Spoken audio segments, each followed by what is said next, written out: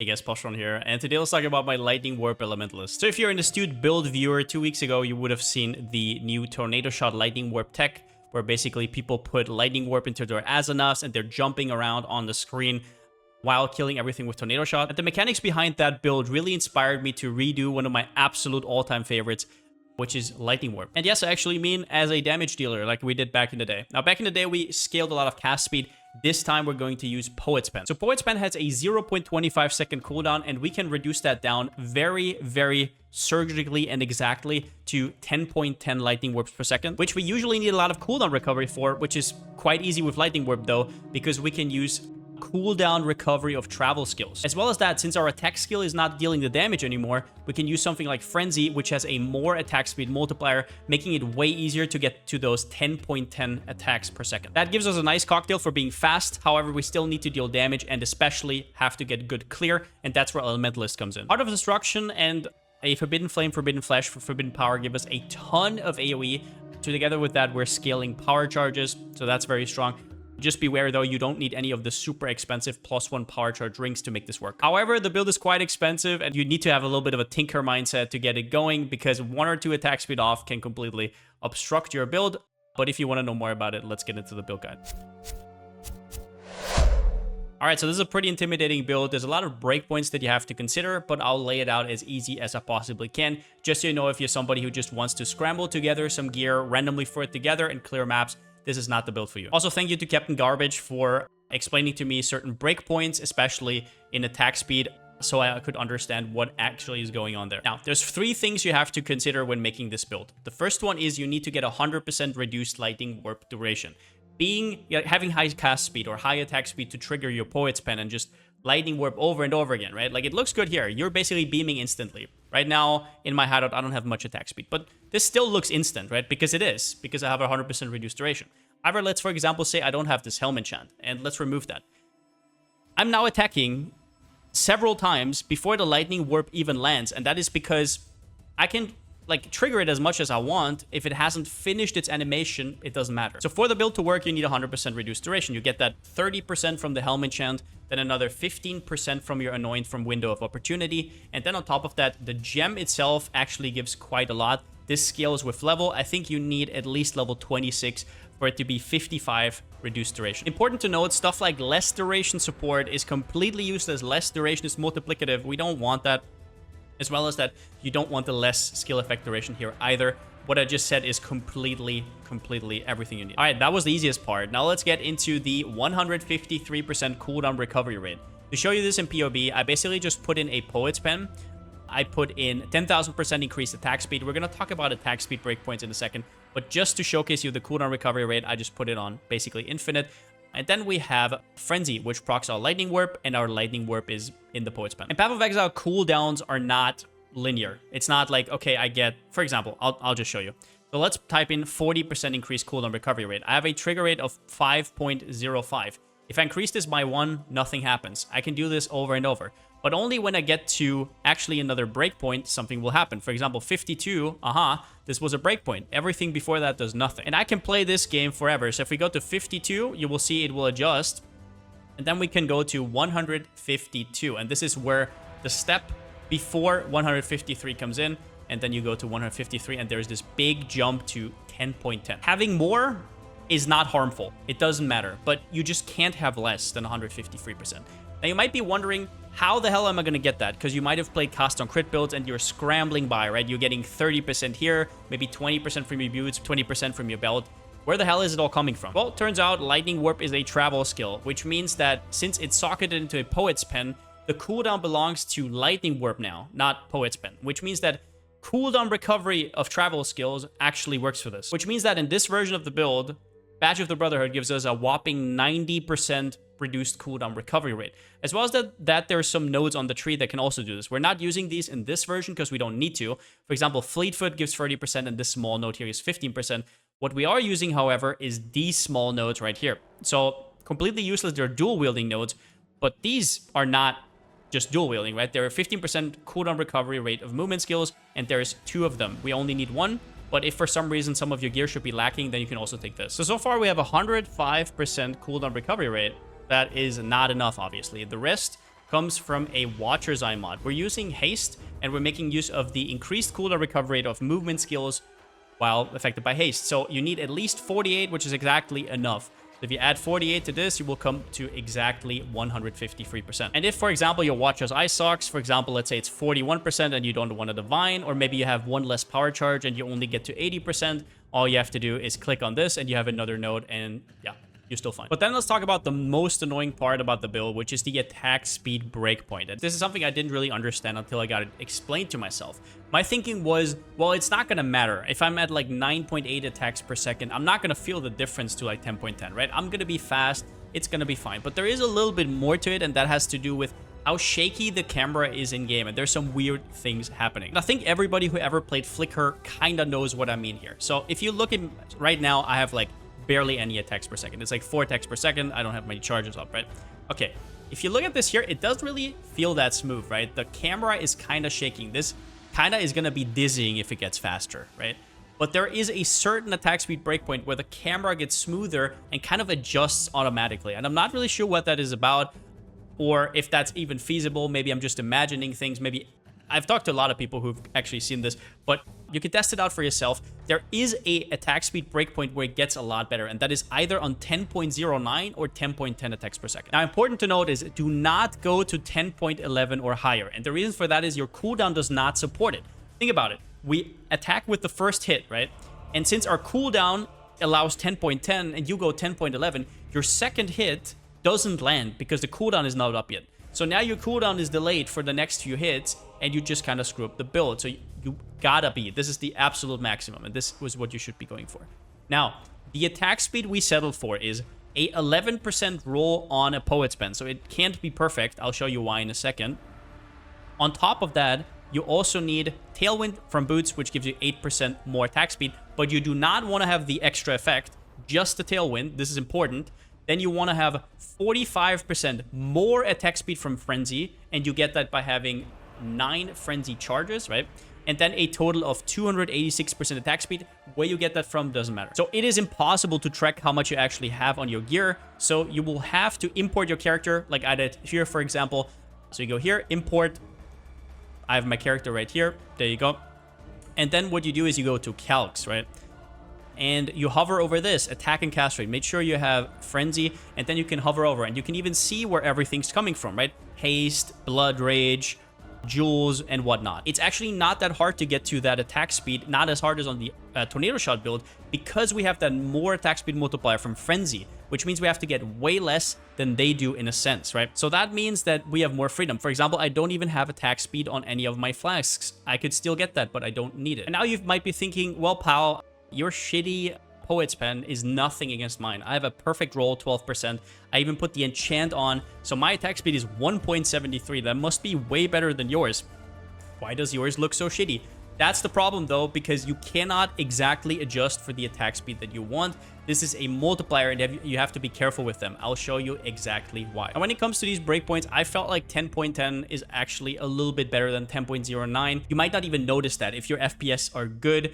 It also depends on your computer. Believe it or not, it is kind of wacky. But what I will say is there's a lot of ways to do it. In this case, I just went for 11% attack speed because I can hit that 10.10. For example, let's say we go for a perfect roll, right? You might say, oh, I have 12%. I'm even going to slam on the enchant. Are we ever going to get to 10.10? The answer is actually no. You're only going to ever get to 10.09. So if you look at this right here, we're actually overshooting now. We have too much attack speed, which reduces our trigger rate, like I said. So let's say we have 20% reduced attack speed, right? Now we actually have a little bit not enough, right? So let's say we do 15%. All right, now we're pretty damn close, right? Let's go down a little bit. 14. Okay, we're now on 10.08. Oh, we're getting there. 13. We're on the 10.09, which is decent, but it's not 10.10. But if we go to 12, it will make a jump back down because now we have too much attack speed. And that is because you cannot get 0.5% increased attack speed, if that makes sense. It is weird stuff.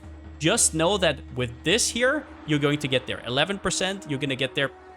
With 12%, you're going to have to experiment yourself. And this is something you have to experiment yourself. This is something you have to figure out yourself. Let's say you have one less power charge. That also means you have one less frenzy charge. So now all your equation is completely off and you might need like 313 or something, right? Who knows? But in general, this is something you have to tinker around with. And it's worth it in the end, but it needs a little bit of time. Now then let's talk about Frenzy. One of the biggest upsides of not dealing damage with your attack skill is you can actually use a utility attack skill.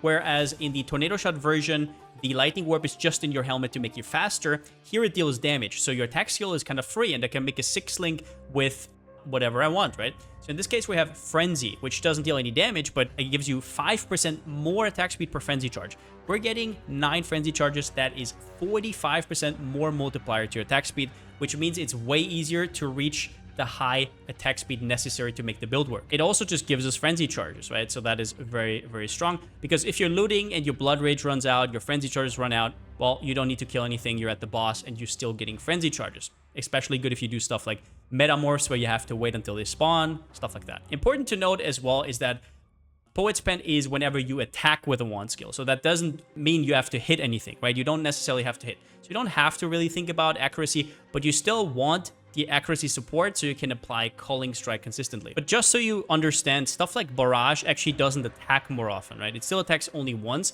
it just shoots more often, right? So it doesn't help you using that. It doesn't help you use Barrage support. It doesn't help you to use Barrage. So let's talk about a few more items that are important. So we just talked about Poet's Pen. This is our bread and butter.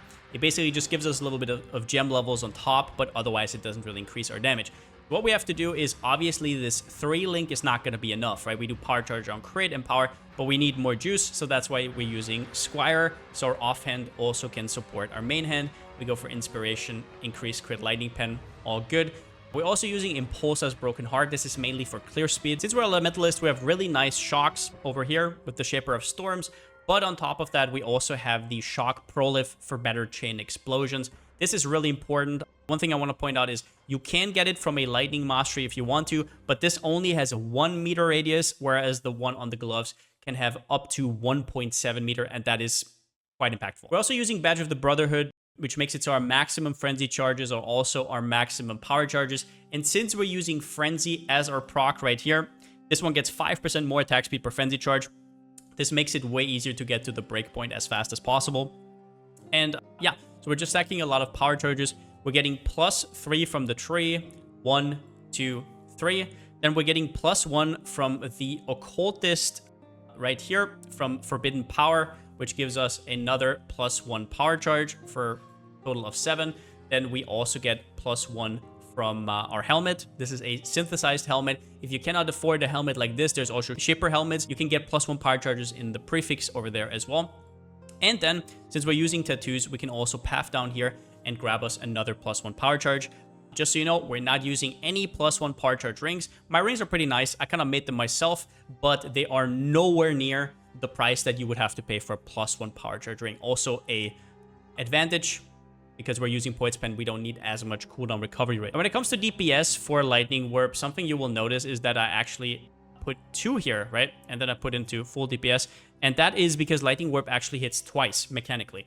At the start and at the end, it does damage, and that can overlap, and that is basically double damage. So by no means is that a lot of damage for how much we have in, but that is something you'll have to sacrifice. You're not very tanky, you don't do crazy damage, it's just enough to do whatever you want, and the rest you will carry with speed. But let's give you a little bit of a try here.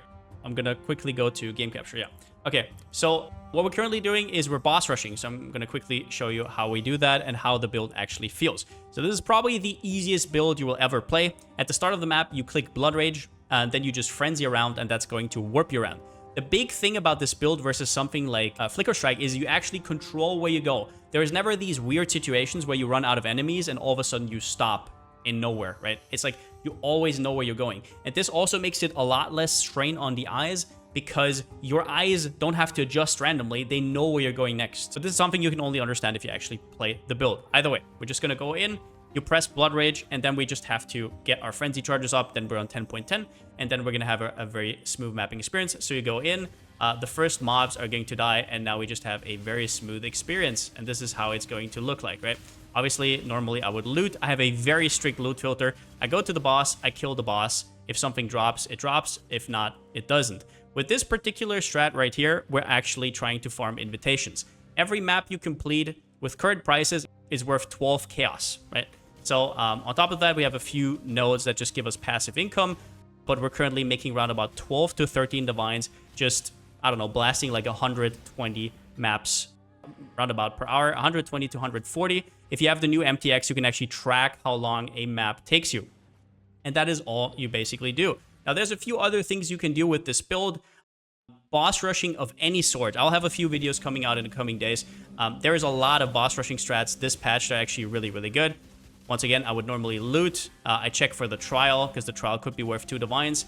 I go up here, I kill the boss, repeat over and over. On top of this, you can add essences. You can add the one-tap expedition. We're going to be talking all about that, just to give you a little bit of a feel for what this build is made, right? This build is not made for bossing. This build is not made for 100% deli. It is made to be fast and leverage that. Now, since a lot of people are running Shaper Guardian maps and they're looking for builds for it, I can quickly show you that as well. When it comes to Shaper Guardian Invitation, you need a lot invested into this build to actually make it worth your while. And that is mostly because of this build just being very squishy. And whereas the Tornado Shot version is ranged, right? This version is kind of melee, right? You're standing on top of the enemy to do damage. The problem is not this encounter right here. I'll show it to you in a second. These Guardians are completely fine. The problem is more the invitation. If you want to run juiced invitations, it's just really, really hard to do. So for example, we could take a hit here, right? We can one-shot these. It's not a problem. But if you're actually doing this, if you're actually doing the formed, it might be quite rough to do with certain mods. So if you want to get juiced up there, other builds might be better for that, unless you have a lot of investment into this build. But why are we Elementalist? The biggest reason is AoE. When it comes to, for example, this build versus the Tornado Shot version, Tornado Shot has the advantage of just having crazy clear. It's Tornado Shot. It's maybe the best clear skill in the game, right? So while you're jumping around, you're clearing the screen, you're off-screening. You have to get something with Lightning Warp to make your explosions bigger and to actually have a similar effect. And for that, we're using Heart of Destruction, as well as that we have a Forbidden Flesh, Forbidden Flame, for Forbidden Power. Forbidden Power is just incredibly strong. You get an extra power charge, which is a lot of damage. You get AoE, so Heart of Destruction, and this is over 100% AoE in total, and a little bit of damage on top. Now, when it comes to other Ascendancies, the Elementalist is definitely not like set in stone. For example, if the Forbidden Jewel gets too expensive, you could maybe even go Cultist. You could maybe, I don't know, convert to Cold. You would get Explodey, so you could actually replace Impulsa. Profane Bloom is actually stronger than Impulsa, right? It has 25% explode, but only a chance. Still, though, I'm pretty sure this would be better. You could go double Curse, try it out. As well as that, you could go Scion, you could go Assassin. The world is your oyster. All right, next up, let's talk about items. We first have the Poet's Pen, really important. Perfect Poet's Pen would have probably a pen implicit, very strong. Then we have Squire to make it a 6-link. Squire, not really much matters. Badge of the Brotherhood has to have the Anoint, super important. You want to have 10%. That would be the GG. You definitely want the 10% cooldown recovery rate. The effect of Elusive is only important if you actually get Elusive on your boots. In my case, I did. It's not important for speed or anything. Movement speed doesn't do that much. It's more like for looting purposes. But what Elusive does is it gives you a chance to avoid damage from hits, and this build is already very swishy. So every little thing is very welcome. Then we have Impulsa, our main thing to explode enemies. This is very good for clear speed. Even if you're just rushing through the map into the boss, it's still important that you kill accidental enemies on the way, so you can actually drop maps and sustain, and to, I don't know, drop random memories and stuff like that. You would be very surprised how hard that adds up. It gives us some damage. It gives us effect of shock. If you can get an implicit with increased damage, that's very strong. Plus 2 levels doesn't do anything. Remember, our main skill is in a wand. And we have our gloves. Super important here is you want the shock spread within 1.7 meters. It doesn't have to be 1.7. It can also be 1.5, 1.4. Just make it as high as you possibly can. We have lightning exposure here, even though we're using awakened lightning penetration, because awakened lightning penetration is only 10% on hit. And if you're wandering around, you don't want to like have to hit twice, right? You just want it up always. So it's very important that you actually get it again on the gloves for the 100%. Spell Suppress is very nice. If you don't care that your character dies, I actually made it so I can level, which is very cool. Because if I get to level 100, I get another level. As you can see right here, Poet's Pen gives you 1 level per 25 player levels. So if you're on 100, this gives you +4. Pretty cool stuff. But otherwise, it doesn't really matter. We are getting Lucky Suppress on the passive tree with as much Suppress as we can. And we're getting that from both the helmet and the gloves. Otherwise, just use it however you want. This one recrafted with Deafening Essence of Zeals for the tier 0 attack speed. And then we got some dexterity. You're going to have to get it somewhere. Otherwise, basically just life. As for the helmet, most important thing, the enchant. Second most important thing is +1 power charges. Whether you get that from synthesis or whether you get that from a shaper helmet and you just roll for it, doesn't really matter at the end of the day. Just make sure you have it. Spell suppression would be nice. Fix your resistances. It's kind of rough. We also do that with tattoos a little, more on that later. Otherwise, the +2 levels doesn't really do anything. It just kind of happened, and I kept it for the 10% AoE. I said, why not? On boots, there are some ways you can go about it. I didn't even enchant my boots. You would probably go for pen there. Other than that, you want life. What I did is I basically slammed together with an Awakener Orb the effect of non-damaging ailments, which scales are shock, plus the tailwind. Once again, you don't want increased tailwind effect. It just makes it even harder to pinpoint your attack speed exactly. And then if you can get elusive in there, that's nice as well. Avoid being chilled is huge. Everything that will slow you down will make it very annoying. For example, temporal chains, whenever you do that, you will know what I mean. It will screw with your action speed, so that is not good. Then we have rings. On rings, you would want to get a lot of crit multi, which you get with Deafening Essences of Scorn, and then just fix your resistances. In my prefix, I actually reforged with a Veiled modifier, and I got the reduced mana cost of skill. This is huge because your mana cost has to be as low as you possibly can. If you don't get it on rings, you can also get it right here with Righteous Decree. That's 2 points. The build is very point starved, so that might be a problem. You might have to remove some life for that.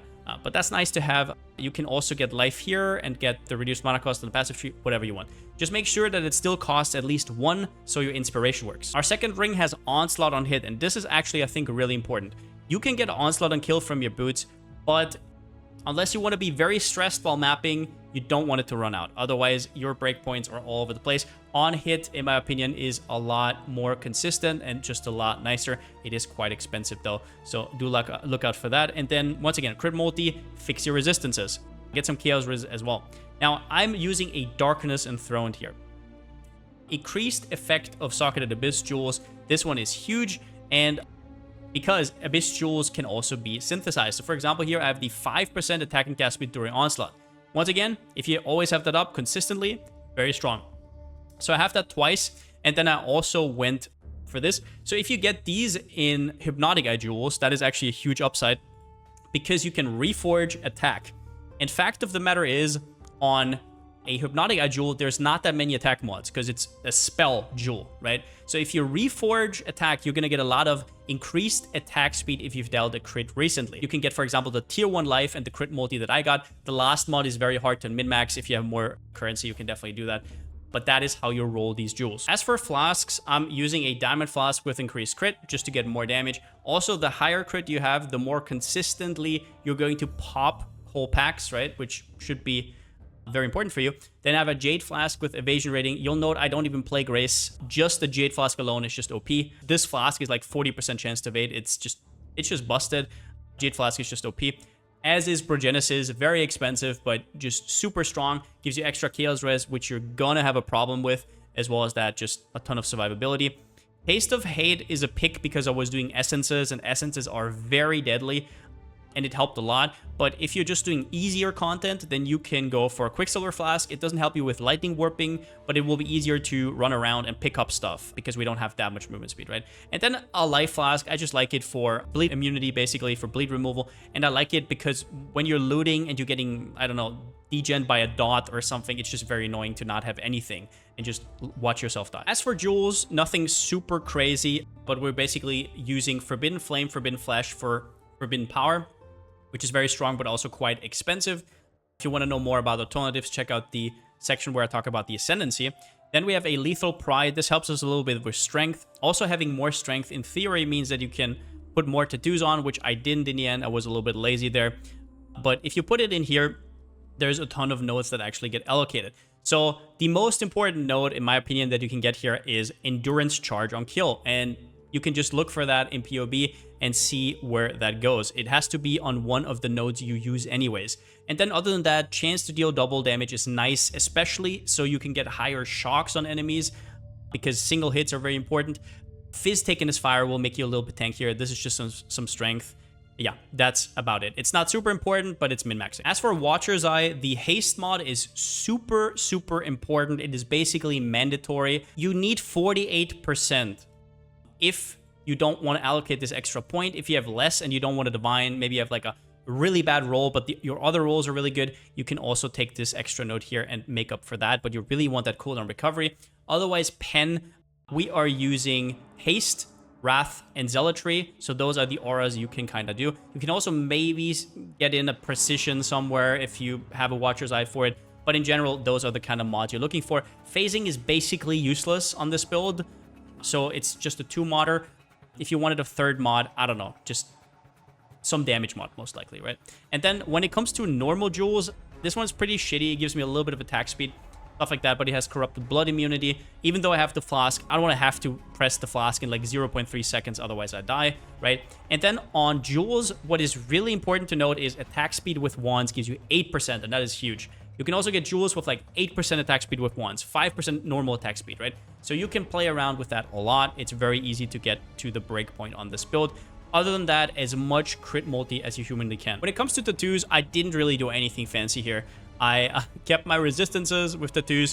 So if you're asking, where's your resistance? It's probably somewhere here. I put a lot of resistance here. And the rest I just filled out with percentage maximum life. You can play around with some loyalty tattoos, whatever you want. There's just nothing really here.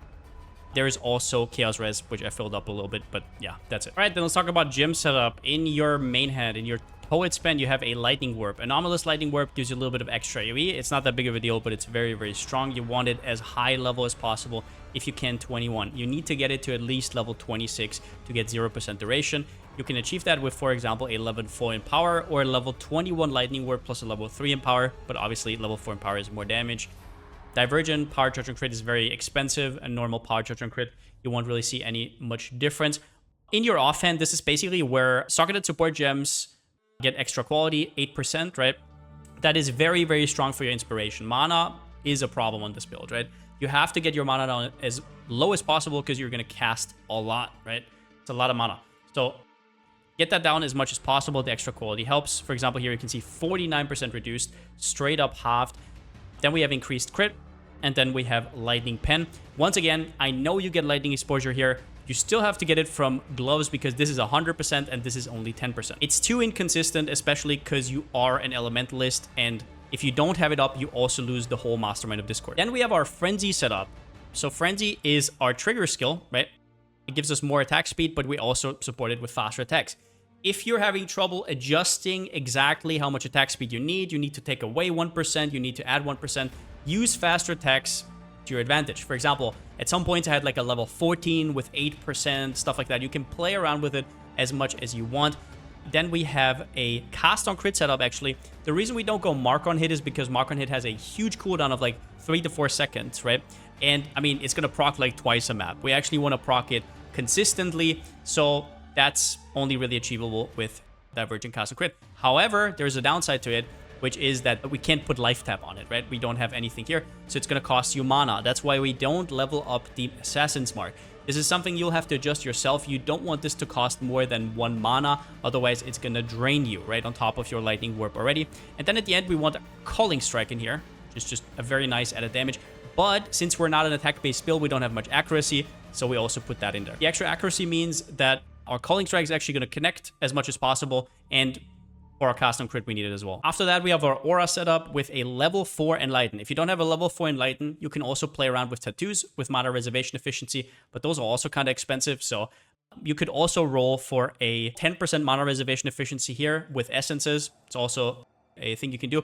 Haste, important here, don't use Val Haste. Forget it exists because it's going to screw up your attack rate, right? And you don't need the movement speed, so just straight up normal haste. You use this for the extra attack speed, and so our Watcher's Eye actually activates, right?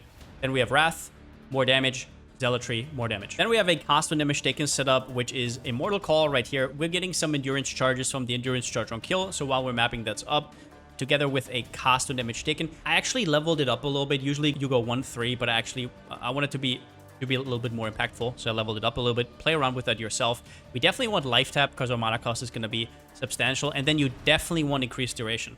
One downside is that we have no increased duration. We cannot have any increased duration. Plus, we actually have reduced duration. This is global. This also applies to our other skills, right? Which means you definitely want to increase Immortal Call. Then we have a Blood Rage, which is very easy to get your Frenzy charges up. Against bosses, you have Frenzy because you're casting it always anyways. But when it comes to mapping, you want to get your frenzy charges up as fast as possible. You jump into the first pack, you have your maximum stacks. That's very important, and it gives you a ton of attack speed. On top of that, we're even using an enhance. This doesn't do all that much. It gives us like 6% attack speed. You can get that from wherever you want if you have better ideas with this gem. And then at the end, this could be like, I don't know, portal faster casting. You can also support it with enhance, so it's super fast. You don't need to click on portal scrolls. What I used is actually Vortex and Unbowed Ailments. I put Vortex on my left click, and then it's basically just insta-cast. It doesn't cost anything because we have so much global reduced mana cost, and it just kind of chills enemies. But then let's talk about the passive tree. Here we're basically just going for all the power charges that we can, which is a total of 3. We have a nice Lethal Pride right here, which is a little bit of an upside, some double damage, right? We already talked about it. Stuff like that. The Endurance Charge on kill helps out a lot. Also to be overcapped against LE weak and stuff like that. But overall, there's nothing really incredibly interesting here. We have Disciple of the Forbidden. We're scaling a little bit of power charges. Like I said, we don't have any +1 on rings. If you can afford that, you should definitely go for it though. Just saying, important here is the cooldown recovery rate. You need this. And if you need more, there's another point right here. If you want to go spell suppress like I did, I would say if you're just normal boss rushing, this is not necessary. You should probably just go for extra damage. But if you want to survive against essences, for example, or logbook encounters like expeditions, you should get instinct and then lucky spell suppress and get 1 or 2 spell suppress rolls on your gear. Other than that, as you see, I have a lot of 2% life tattoos, some chaos rest tattoos, spell damage, and then we have the 2 clusters. The clusters are Doriani's Lesson. You want at least 1 of these. Prismatic Heart helps a lot with res cap, and then Overshock is very strong because we have a guaranteed shock right here with Shaper of Storms. Talking about ailment effect, we also have, like I said, 50% from the boots, and then also 50% on crit from the crit mastery right here. Other than that, on the other one, I just have the same thing, but without Doriani's, because you really only need 1 for Leech. And then very important here are the medium clusters, right? So the medium clusters give you a ton of global AoE. You go for Towering Threat, also gives you life. And then you go for Vast Power, the AoE per power charge. You need 2 of these to reach the maximum of 50%. And yeah, other than that, the world is kind of your oyster. You unfortunately have to path like this because you need this as an anoint. You can also go for some impossible escape on Magebane and then take this that way and do a different anoint. But then you have to give up a jewel. So whatever you want, but there is nothing really crazy going on here.